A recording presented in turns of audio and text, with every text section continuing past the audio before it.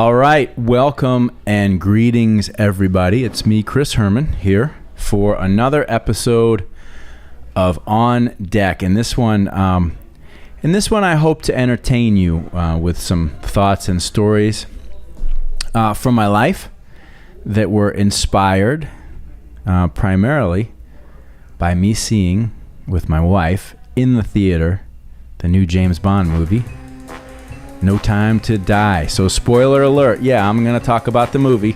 Sorry, Greg. But today's topic is rest in peace, 007. Rest in peace. And I can't think of a more appropriate time to have a beverage. So I am in honor of James Bond. Going to have a little sip here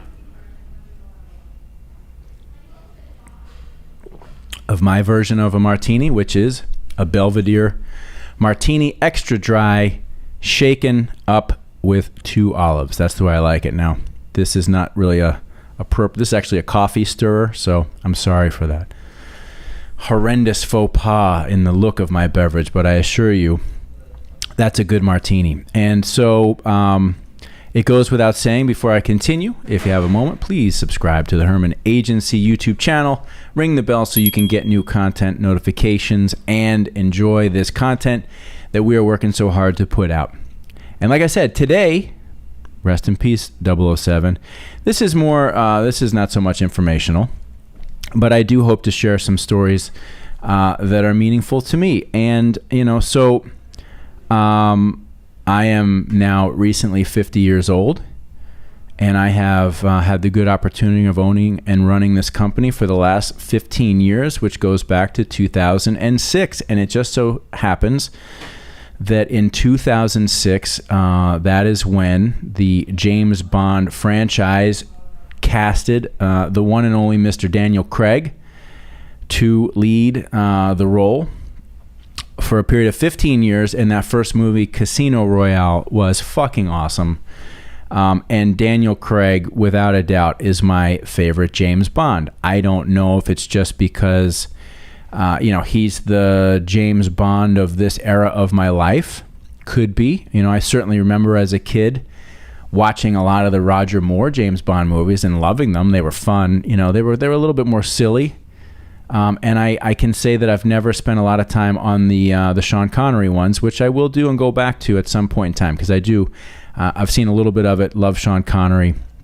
And I know in many, avenues, Sean Connery was, the James Bond. But I would argue that Daniel Craig for me is James Bond. I really I identified with him and the character through this period of time. I know that might sound a little corny, but I seriously did and do. So much so that I was really moved by, the recent movie. So, I thought Daniel Craig just did a great job as Bond for a number of reasons. It was no more just like the hammy, shticky, Roger Moore, Pierce Brosnan, like, hey, Mr. Cool Guy James Bond. Thought Daniel Craig really brought, an element of emotional weight and context to the character. It was the first segment of the movies where, the story continued movie to movie. It's not like they ended in, they were starting and stopping in their own little piece of time. There was something happening over the course of these movies, and I'm no expert in them. I'm not going to sit here and review movies, but I am going to say that I enjoyed them all, and I enjoyed Daniel Craig, even so much that some of you that know me, I almost I modeled myself after him a little bit. Yes, it's true. If I would say that there is one person that had the strongest impact in how I choose to dress when I'm dressing up, wearing a suit and a tie, I don't think I'm the only man on the planet that says James Bond is the model, right? So when it comes to, dressing up, which I don't do often at the office these days, although I am on Mondays wearing suits, and I'll share that with you because I think it's important.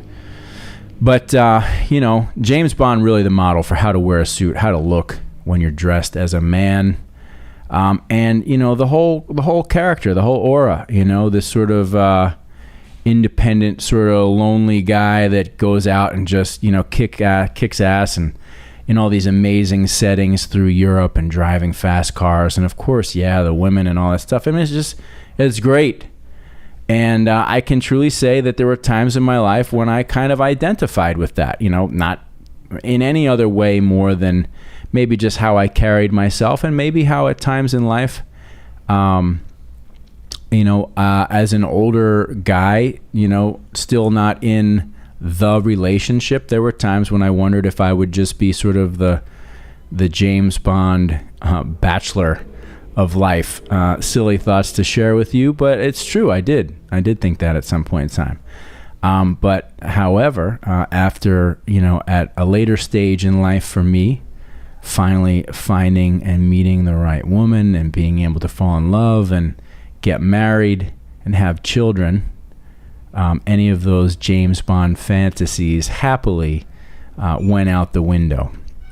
But I title today's episode, Rest in Peace, James Bond. And again, I'm sorry, spoiler alert, but at the end of the movie, James Bond dies, right? I think it's the first time that's ever happened. So, James? To you. And it, in a strange way, I found it very moving, right? I know it's just like a blockbuster entertainment movie and what have you, but as a 50-year-old guy watching Daniel Craig, bite the dust at the end of this movie, I felt like this sort of weight of symbolism in a weird way, in two ways. The first way that I felt this weight of symbolism was just the fact that in the movie, Daniel Craig, James Bond, finds out, he's in love, and he truly realizes that he's in love with a woman, and he finds out that he's the father of a beautiful 4 or 5-year-old little girl. And he's just at the time in his life and his career where he's really ready to be that guy. Like, he's ready to be a husband, he's ready to be a father, and it happens, and then it's happening for him in the movie, and all he has to do is kill the villain and escape, and all will be happily ever after. But no, they couldn't let that happen, and I understand why they couldn't let that happen. And so as it turns out, James Bond becomes inflicted with a disease that he can only transfer to his wife and daughter, thus making it impossible for him to ever see them or be around them anymore. And quickly comes to the realization that he's gonna have to bite the big one. And he's not going to be able to live that life with his wife, or not his wife, but his lover and his beautiful daughter. And man, I mean, that hit me really, really hard. And I know, again, that sounds crazy, right? But it did, because I'm 50 and I have my beautiful, lovely wife who I love and adore. And we have our 2 young children, 3 and 1 year old. And in a weird way, because I've identified so much with James Bond at certain times over my life, watching him in this scenario where he finally captured potentially this slice of happiness in his life and not being able to see it through, for some reason hit me really hard. I mean, I imagined myself having, what I've been able to finally experience in my life. I imagined that not being there anymore, and it was it was heavy, right? And it's just funny. It's funny the way art and movies or music or things in life affect and impact us. And this movie really hit me in a hard way. It made me realize how much I value my wife and my children and my family. What's the most important thing to me in the whole world is them and what we share. And it made me realize even more how fragile it is. Again, just the stimulation of a movie and a movie character really hit me hard, and I wanted to share that. I don't know why, I just did. But there's another impact feeling about the movie that also hit me kind of hard in a different way. And, that is the end of the, let's call it the Daniel Craig, James Bond era, right? It's the end of an era with a particular actor playing a particular character. And that era is over. And we all know we're living in a different world right now. The traditional James Bond character probably not going to play very well for audiences moving forward. People's tastes are changing. People's expectations and understanding of masculine and feminine roles are changing to the degree that that even the more complex and introspective Daniel Craig James Bond probably not ever going to happen again.